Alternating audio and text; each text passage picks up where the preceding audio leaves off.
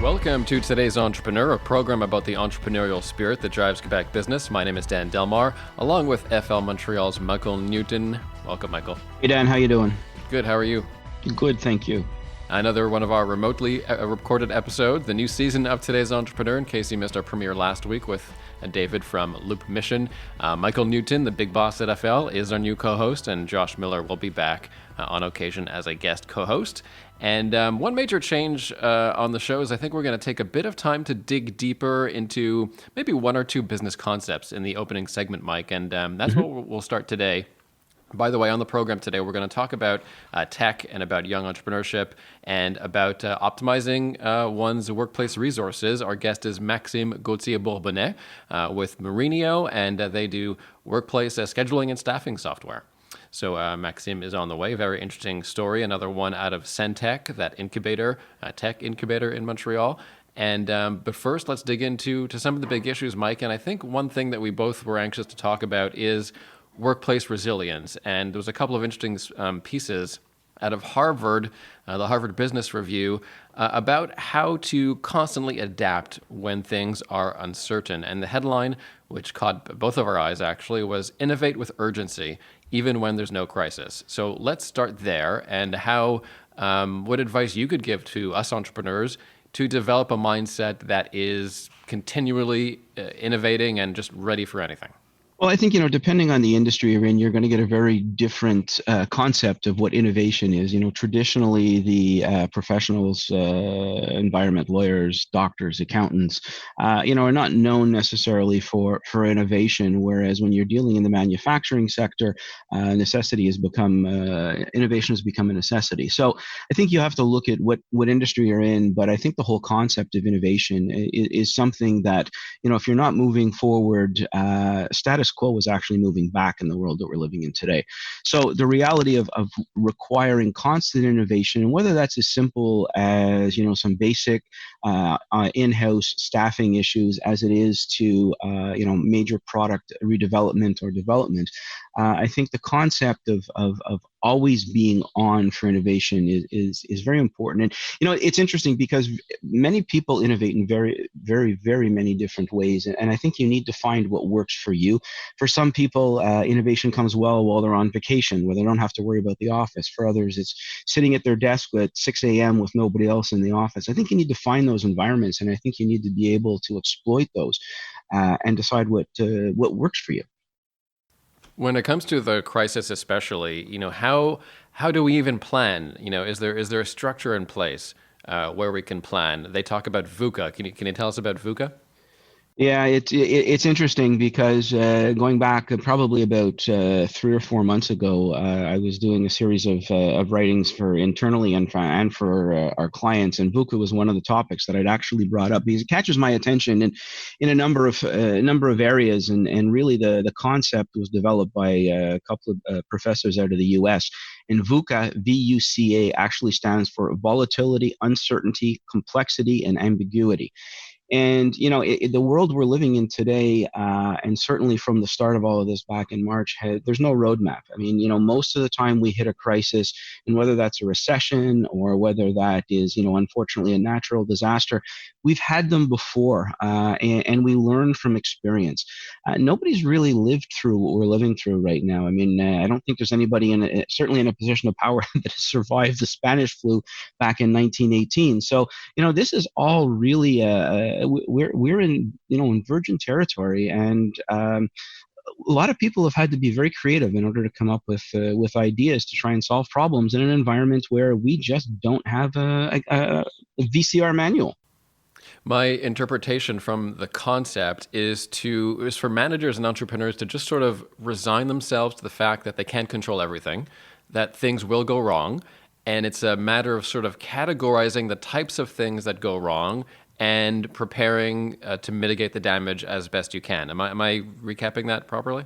Yeah, I think, they basically categorize the whole concept that, volatility should be met with agility. I mean, I think, and if you look at a lot of people, the ability to be agile is not something a lot of people do well. We learn to live in what's been successful and where to go. When you're dealing in a period of volatility, there is no known quantity for tomorrow. So you have to be prepared to go left or right. When this whole pandemic started, I can remember we were trying to write protocol for the office, and basically every day something new came out, and we would adopt and change what we were looking at and how we were going to proceed going forward. Without being agile, you just don't know where that's going to lead. Part of uncertainty is information. I mean, there's been no shortage of information in the world we live in now, coming at us from I don't know how many sides. The reality is, how do you take that information, process it, and use it to try and minimize and mitigate some of the uncertainty around us? Complexity, which is the C in VUCA, is really about trying to find dealing with restructuring, operations, reconfiguration, trying to find a way to put some sanity and some sense into things that may be extremely complex. And ambiguity gives us an opportunity for experimentation. I mean, a lot of people don't like to be wrong.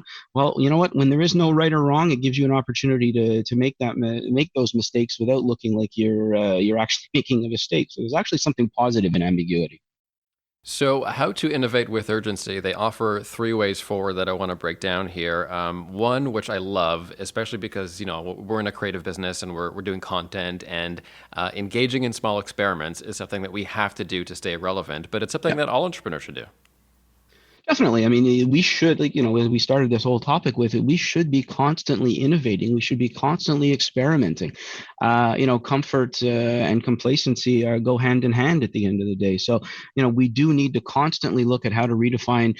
I'm not saying reinvent the wheel, but especially with small experiments, it's tweaking, it's modifying, it's being open to change and trying to drive an environment and a culture that change is acceptable and it's not a bad thing. The other one, which caught my attention, was set zesty goals. Mm-hmm. Zesty meaning, I suppose, ambitious. Yeah, it's ambitious. It's also, working at it from a more urgent state of trying to do things quickly. I mean, a lot of times we set goals, we set 6 month goals, we set short term, medium term, long term goals. When you're dealing in an environment of crisis, your goals might be next Monday. And that it sounds ridiculous, but it's really what it is. If you're going to find a silver lining in a crisis, it is we've been forced to look at things differently. So if we've learned to now look at a goal a week out or 2 weeks out, why can't we perpetuate that going forward? They also mean exciting. Excite your team members about your zesty goals and get them excited even in a crisis. I thought that was interesting. Yeah, it is. It definitely. It's you need buy-in from people, and if you don't have something that lights everybody's light at the end of the day, it's very difficult to get anywhere with an experiment. Yeah, use adrenaline to your advantage. And 100%. lastly, get personally involved. Oh yeah, this one I could go on for days. We live in a world of many cases of managers with hands-off approaches, complete delegation. I've always been a real big believer, and whether I'm leading or whether I'm part of the team, that you really need to be front and center with everybody. That, for example, I mean, I'm in here every day. Do I really want to be in here every day? I guess that depends on what mood I wake up in. But the reality is how do you ask people to come to the office in a difficult time unless you're going to be present as well? you know, roll up your sleeves with your team, lead by example. I mean, we've all grown up with these monikers and these expressions, and I think right now, when a pandemic is out and when there's fear out there, leading and being with the team goes a long way in building credibility, trust, and comfort. It's time to welcome in our guest, Maxime Gauthier Bourbonnais from Merinio. Maxime, welcome to CJD. Thank you. It's a pleasure to be a part of the show. So we're going to talk a bit of tech and about people solutions and about resiliency in times of crisis tonight. But first, Maxime, tell us about your company. Yeah, so Merinio, we're offering a software that allows scheduling and staffing automation. So we saw that there was too many managers, some highly educated ones, spending 50 to 70% of their time performing admin tasks on a day-to-day basis. So that's what we're offering, automating these tasks. Looking at the type of software, I mean, you made it sound really basic and really simple, and everybody's going to pick it up and run there. But I know you have different types of software, different purposes. There's the enhanced scheduling side. It comes with many tools, with a report generating, as well as organizational structures. I mean, this is not necessarily just to decide who sits at what desk for tomorrow morning. You're really getting into a high level of coordination. Yes, exactly. You're right. We have a whole toolbox basically designed for workforce management tasks. So it could be, to send specific teams for specific contracts on different sites, making sure that you're dealing with the employee availabilities, absences that are fluctuating a lot, especially nowadays with, all the schools that are closing or kids that need to stay at home when they're sick. So the three main things that we're offering to our customers is increasing their profits for quality of service by making sure they do have the staff on site. We reduce by 75% their admin time for scheduling and employee management. And we empower basically the employees, which decreases the turnover. Basically, they're more happy by being involved in the scheduling process. So if you look at this and this goes beyond, I would assume, a professional firm, so a law firm or an accounting firm, and a manufacturing environment. Does this get into scheduling, drivers for a logistics company? Is this touch across the board? Could be drivers. Well, our solution is designed for hourly based employees, so full-time, part-time, on-call employees. We work with companies that are from 30 employees to a couple thousand employees in multiple sites. And mainly our strength is when there's a certain fluctuation in the employee day-to-day needs, as well as some complexity. So either unionized companies or companies spread out in multi-sites with multiple departments and a complex skill set to manage as well. As with most innovations, I mean, they come from some initial idea of practicality and market transformation. So, you obviously saw a weakness somewhere in the market. How did you get this started? What put the light on for you to turn around and say, hey, let's try and build something along the lines with AI that's going to go into scheduling? It's a funny story. I was studying my master's degree in surgical innovation. So it wasn't related at all to scheduling, obviously. And so I got into Santec, which is the business incubator of ETS, an engineering university in Montreal. Pivoted twice with two different teams. And I heard about one of my friends. He was working in a large brewery. They were experiencing a lot of manual tasks over there, highly unionized. 50% of his time, he was actually calling employees to fulfill empty shifts.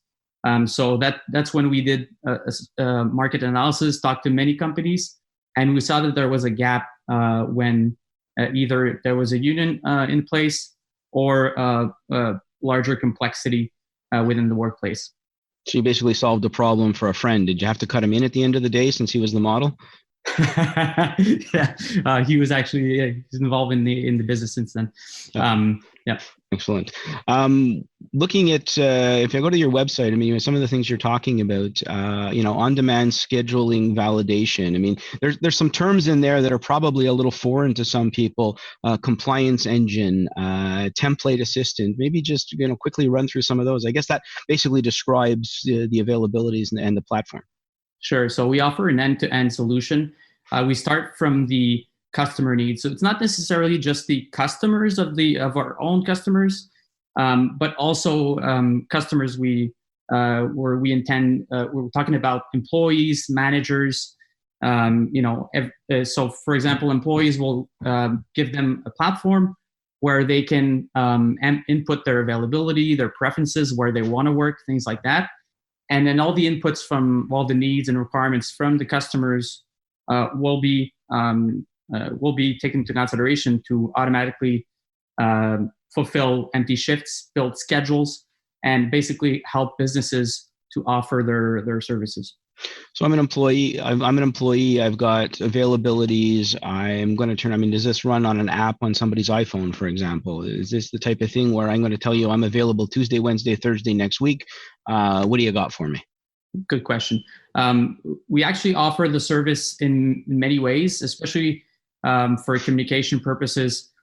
We can communicate the important information on a mobile app, also on a web app. So everything is web-based. It's a web tool.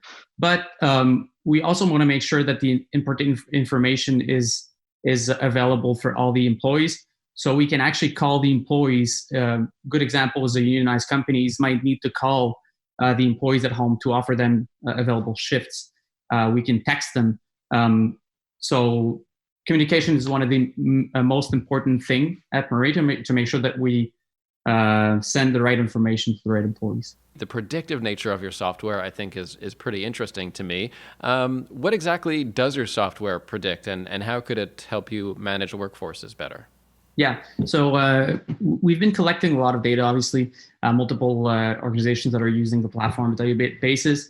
And we can, with models predict absenteeism rates, for example, or the help managers to build schedules for which they'll have a higher probability of fulfilling empty shifts. These are two examples to optimize the management of some businesses, but I'll give you a concrete example. We've seen them a lot. The demand has increased for security guards since the beginning of the pandemic, as well as janitorial services. While they're spread out everywhere in multiple business locations for multiple customers, and they need to make sure that they have the right level of staff on site. So that level of predictability is really important for these businesses. So you got started. You've run through. We kind of chuckled at the beginning that most people that I know that have gone through the incubator process have gone through one or two. You guys have been through 5 incubators, and I think it's very interesting. Maybe kind of give us a little bit of an insight. First of all, the whole concept of the incubator and what brought you to the incubator, and then why 5, and what was your goal and your objectives? So we've been through 5 different incubators, and we've gathered as much value and insights as possible from every one of them. So an incubator is basically there to help entrepreneurs to build their network, to build the foundations of the company, and basically to help them not make the same mistakes as other entrepreneurs did. If I can simplify that, that's really the most important thing. So after 5 incubators, you'll never make a mistake. Is that what you're saying? No, we do some mistakes. If we're not making mistakes, that means that we're not trying hard enough. But we've learned a lot from the entrepreneurs and mistakes that we will avoid for sure. So we've been through Santec, which was the first incubator we've been through. Mm-hmm. It's part of ETS. Some entrepreneurs discussed about that in the show in previous series. But we've also been into industry-specific incubators to build our network. For example, NT Lab, which is an incubator in Montreal. And there's also different concepts, especially if a company wants to spread out their network and start commercializing outside of Montreal, for example, where we stand. An incubator is definitely a good place to go. We've done one in Toronto, DMZ, and that was part of the reason why we went there. What are some of the things you're picking up while you're at the incubator? What's the purpose? I mean, other than obviously the name incubate and foster, what are some of the exercises that you go through? We get challenged a lot about business model, the way how the business is unique, the commercial efforts that we're using. We get also a lot of introductions, especially in later stage of the company. There's one we did, which was Creative Destruction Lab, and we were able to have highly successful entrepreneurs that were coaching our business. We get legal advices on how to build, contracts between shareholders, things like that, just to have a solid foundation for the business, basically. So basically just an elongated Dragon's Den or Shark Tank episode where you're learning and trying to pitch and make sure that people are poking holes in the exercise.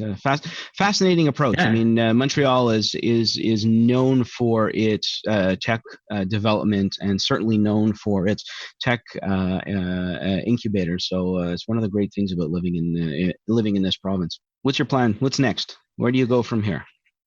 We're expanding, all over Canada as well as in the US, and we're launching some projects in Europe and Asia. Our plan is really to help as much as possible the organizations, and we use something a lot. We automate manual tasks that are not bringing any value to the company to make the scheduling process and human management more human, basically. So that's really our goal with the business. So it's just off the top of your head. You're going to expand around the world, and you're going to come up with a few solutions like it's nothing.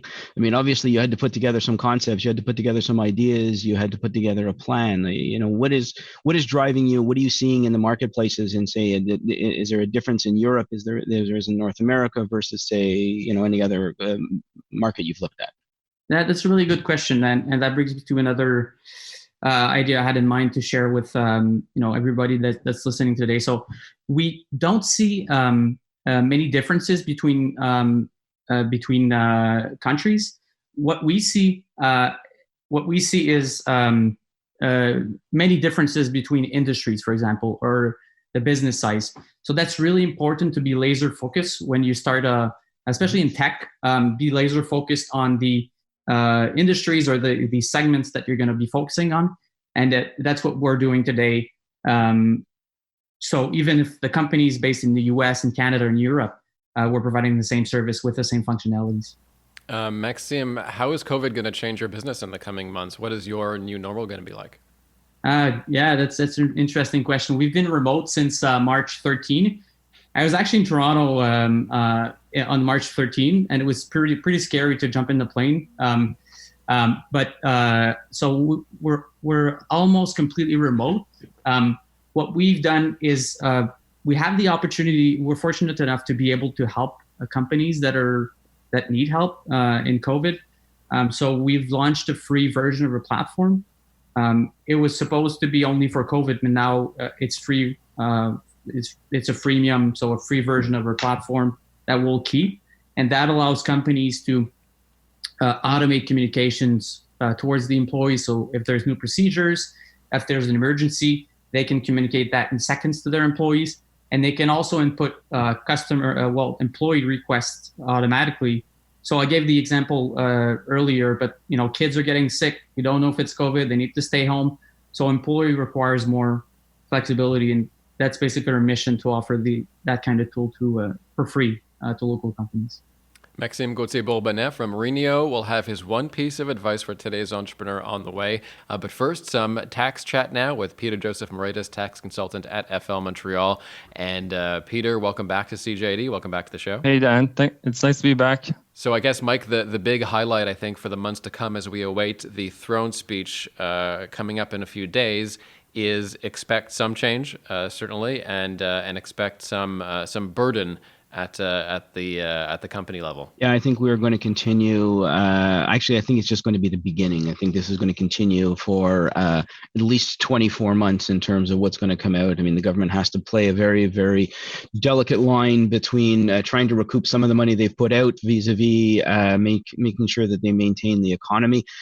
It's amazing to see online what kind of conspiracy theories are being thrown around from the government, and what that's going to look like in terms of taxes. So I think really this is kind of a continuation last week when we had Nick on, is what are the effects of some of these programs, and what is that going to look like to employers? Yeah. So Mike, one of the just as accountants are kind of looking for a bit of a breather from an extended tax season that's ending in a couple of weeks, CRA is actually now coming back to work as offices have opened.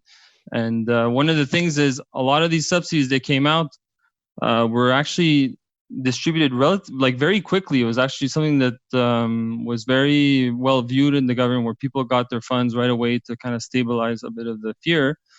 But what happens then is that there's probably some money that got dispersed that shouldn't have. There's going to be a lot of checks and balances being required, and they're coming out with some of the requirements now. And there's two of them that I wanted to point out for a lot of our listeners that kind of impact the entrepreneurs.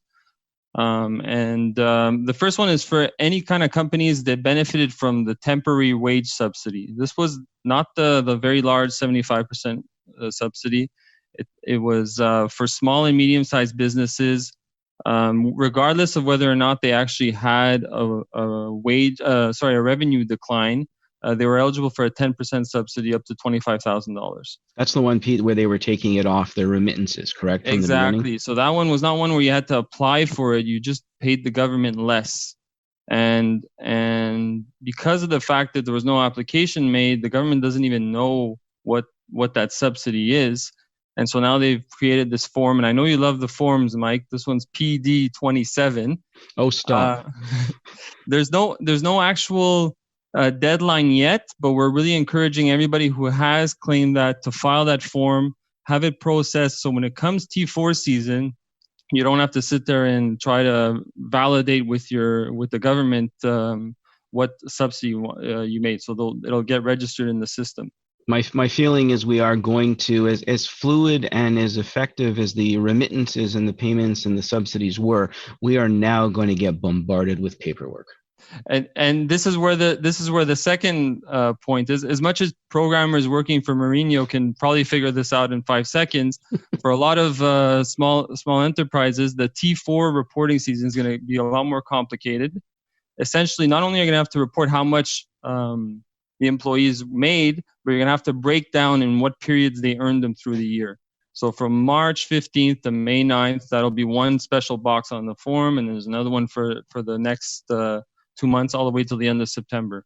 Do we know yet, Pete, if the payroll companies like Ceridian and ADP are going to be able to do that for their clients, or is this going to be something that's going to be weighed down upon the actual company itself? I imagine that anybody who's using a payroll service company, it will be part of it. They have the data.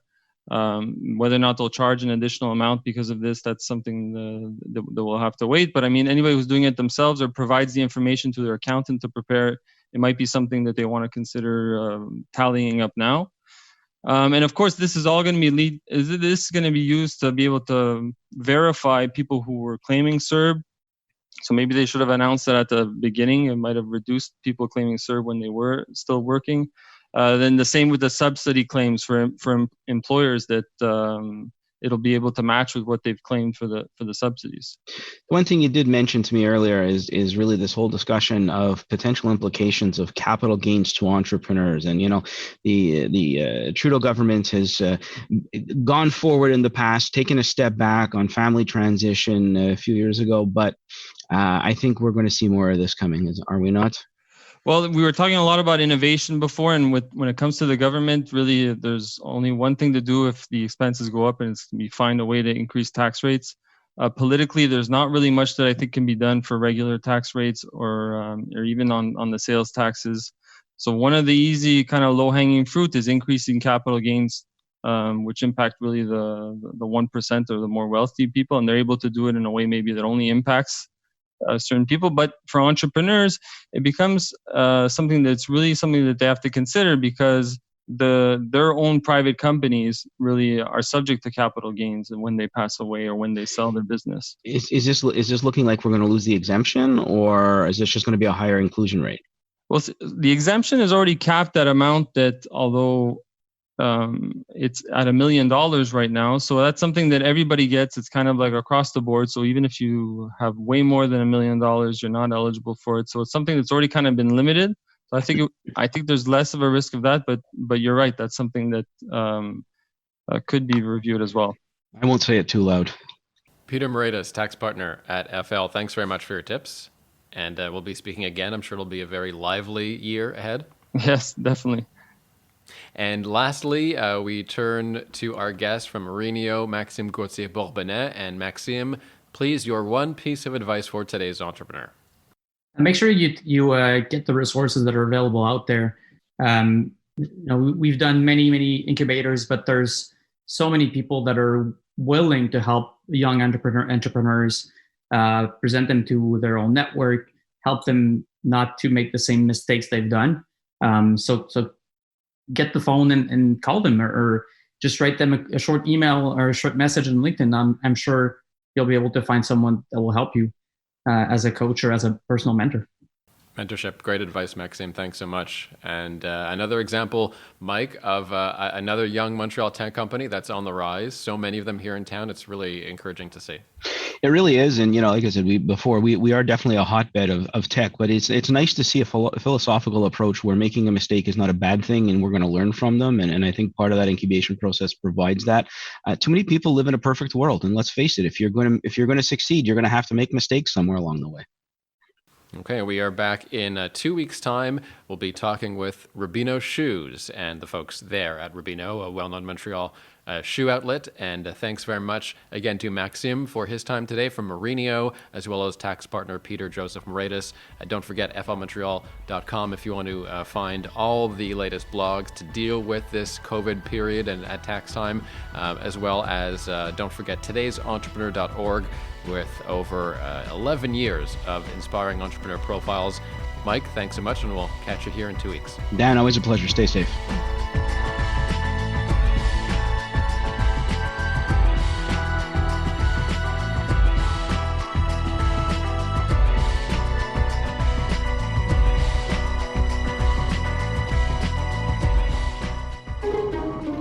This has been a production of TNKR Media.